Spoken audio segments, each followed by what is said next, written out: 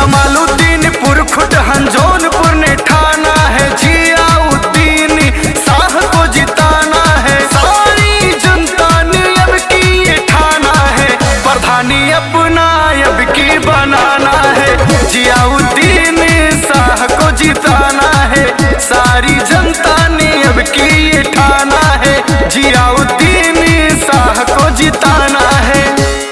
कर्मठ, शिक्षित, संघर्षशील, जुझारू युवा प्रत्याशी समाजवादी पार्टी से इस बार ग्राम सभा जमालुद्दीनपुर खुटहन जौनपुर से अपना प्रधान सिर्फ और सिर्फ जियाउद्दीन शाह को बनाना है और अपने क्षेत्र में विकास ही विकास लाना है और विकास की गंगा बहाना है।